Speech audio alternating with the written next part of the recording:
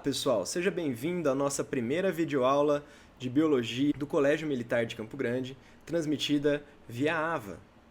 Nessa videoaula de hoje, nós iremos falar a respeito do tecido conjuntivo. Vamos lá rapidinho.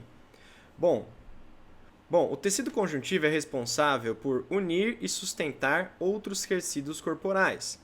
Características do tecido conjuntivo: variados tipos morfológicos de células, ou seja, eles têm vários tipos de células de diferentes formas, diferentes funções, diferente do tecido epitelial, por exemplo, que tem apenas células justapostas, células com pouca matriz intercelular, células sem vasos sanguíneos nem nervos. O tecido conjuntivo já tem um tipo muito mais variado de células, que nós vamos ver a seguir. Abundância de matriz intercelular. Matriz intercelular é aquela substância que preenche os espaços entre as células do tecido conjuntivo, principalmente formado por fibras de colágeno, ok? Presença de vasos sanguíneos e nervos. Como eu já disse, esses vasos sanguíneos e nervos serão responsáveis por nutrir, além do tecido conjuntivo, nutrir também o tecido epitelial que fica próximo. Classificação do tecido conjuntivo. Eles podem ser classificados como propriamente dito. Essa classificação vai se basear a respeito das células de colágeno, pela quantidade de distribuição delas. Tá? Nós podemos classificá-lo como tecido conjuntivo frouxo, tecido conjuntivo denso modelado, também chamado de tendinoso, tecido conjuntivo denso não modelado, também chamado de fibroso. O denso tendinoso forma os tendões e ligamentos, o denso não modelado o fibroso forma a derme, tá? A parte integrante da nossa pele.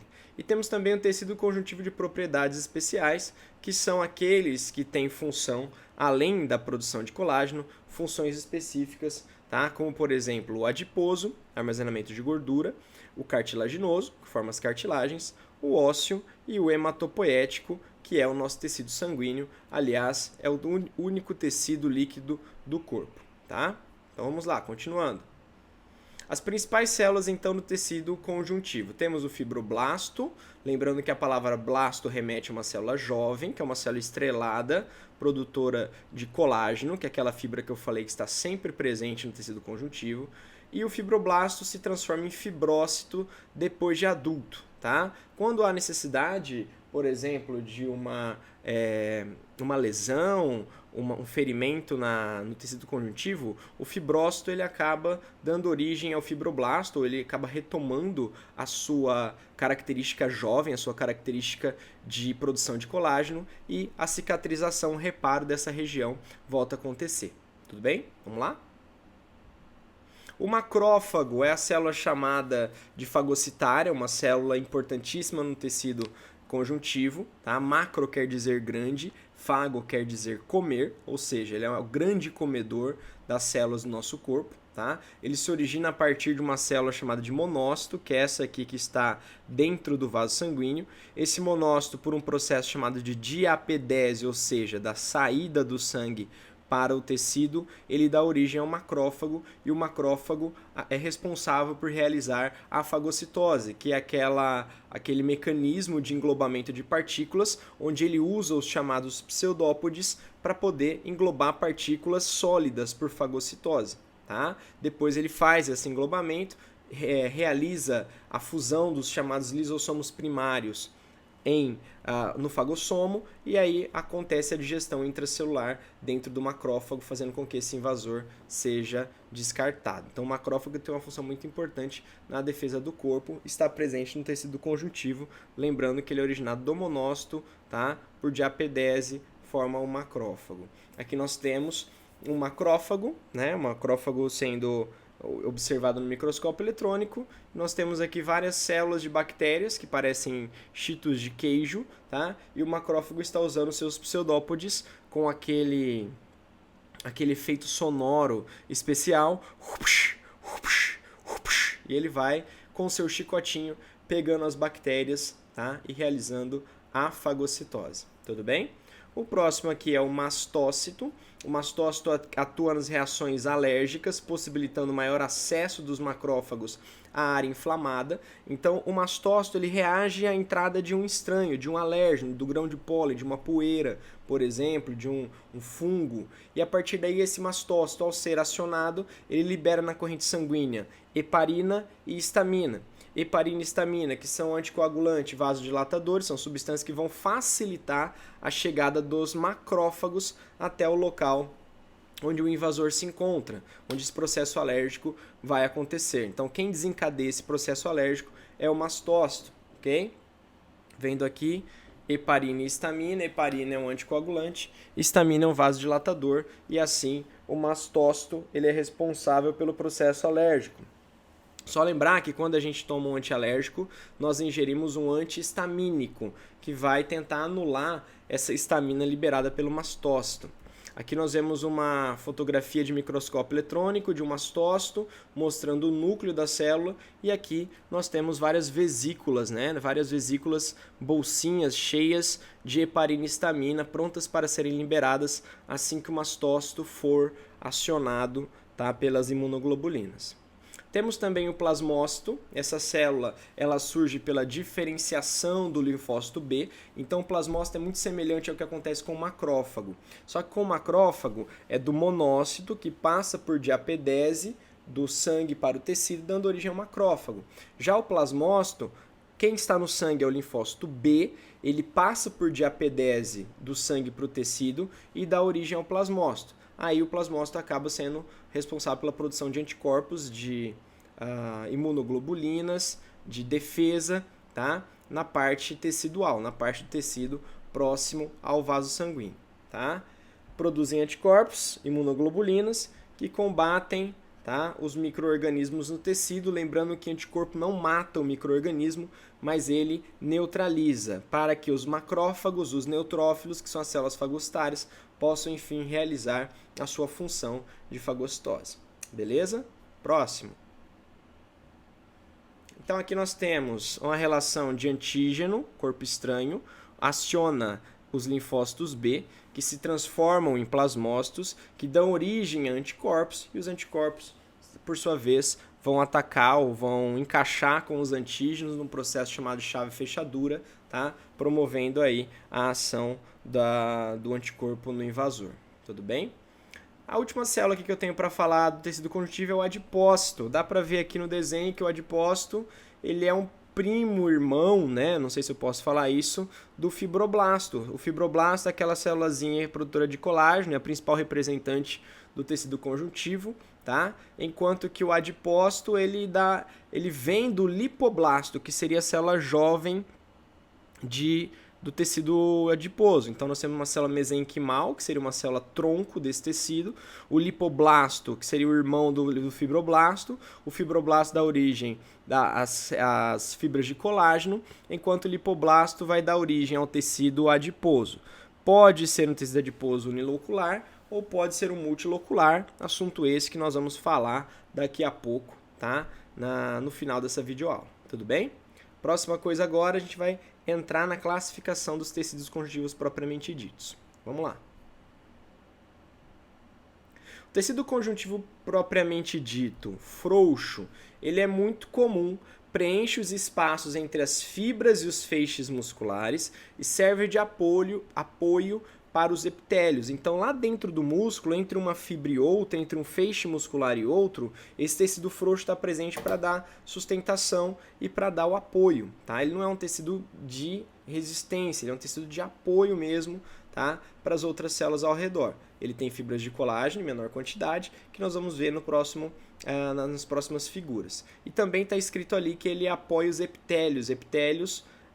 Endotélios, né? Epitélios e endotélios. Epitélios são aqueles revestimentos da superfície do corpo, das cavidades do corpo, e endotélio são o revestimento dos vasos sanguíneos, que também podem ser apoiados a partir desse tecido frouxo, tá? Epitélio mesmo, que estava escrito aqui. O tecido frouxo é encontrado na pele, nas mucosas, que é aquela parte úmida da pele, que a gente encontra no interior da boca, das bochechas, do nariz, dos olhos, tá? E nas glândulas exócrinas, glândulas endócrinas, em volta ali nós encontramos tecido conjuntivo frouxo. É de consistência delicada, flexível, pouco resistente a trações. Eu costumo dizer para os alunos que a gente pode comparar esse tecido frouxo àquele tecido de colocar nos machucados, de fazer um curativo, a gaze. Aquela gaze é feita de algodão e ela tem uma trama bem delicada, de maneira que se você puxar demais ela se desfaz. Então o tecido frouxo é mais ou menos isso, só que em vez de algodão nós temos fibras de colágeno, tá? Nós vamos ver isso nos próximos desenhos, nos próximos slides. Vejam aqui, ó. Então nós temos a pele, essa parte aqui é o tecido epitelial, tá? Que reveste a superfície, forma as glândulas. Essa parte aqui é a derme, tá? Toda ela. Nós temos aqui um tecido conjuntivo frouxo, ficaria mais ou menos aqui, ó, nessa região dessas papilas, mais próximas à epiderme, tá? Essa outra parte aqui já seria mais grossa, seria um tecido mais resistente, que a gente poderia chamar de tecido conjuntivo denso, ok? Aqui, ó, essa é uma imagem de uma fotografia de tecido frouxo. Cada fibrazinha dessa aqui que vocês estão vendo são fibras de colágeno. Então dá pra ver aqui, ó, que essas células são fibroblastos, tá? São células do tecido conjuntivo. Essas fibras aqui mais espessas, ó, essas mais rosadas, FC, são as fibras de colágeno. FE são fibras elásticas, que também formam esse tecido conjuntivo, tá? Mas dá para ver aqui, ó, o predomínio de fibras de colágeno, porém elas estão frouxas. Quando a gente for comparar com o tecido denso, as fotografias, vocês vão ver a diferença que é bem visível com relação a isso, tá? Agora o tecido conjuntivo denso não modelado. Conjuntivo denso é porque ele tem muitas fibras de colágeno. Não modelado é porque esse tecido ele não está orientado. As fibras estão em vários sentidos, tá? Também pode ser chamado de conjuntivo fibroso. Não existe um predomínio de fibra... Nesse tecido existe o predomínio de fibras de colágeno, tá? Ele é menos flexível que o frouxo, mas muito resistente a trações, porque as fibras de colágeno estão em grandes quantidades, tá? Só que elas não estão dispostas de maneira arranjada, elas não estão organizadas, elas estão todas, né, de vários sentidos. Isso faz com que o tecido resista a trações diversos locais. Então vem de cima, vem de baixo, vem para um lado, vem para o outro, e você vai ter essas fibras de colágeno, tá, agindo de maneira uniforme para todos os lados, ok? É encontrado na nossa derme profunda e da grande resistência ao nosso corpo. Então aqui, ó, mais ou menos nessa região aqui, a derme profunda, nós encontraríamos a parte do tecido conjuntivo denso não modelado. Tá? Olha só, então, isso aqui é uma fotografia, tá, do microscópio de tecido conjuntivo denso não modelado. Esses feixes rosa bem grossos aqui, bem evidentes, são as fibras de colágeno. Tá? Essas célulazinhas aqui, ó, esses roxinhos, como está na legenda, são os núcleos dos fibroblastos. Aqui são os feixes de colágeno. Tá? Então, feixe longitudinal e feixe transversal. O que é o feixe longitudinal e feixe transversal? A gente tem que ter uma ideia sobre esse tipo de nomenclatura.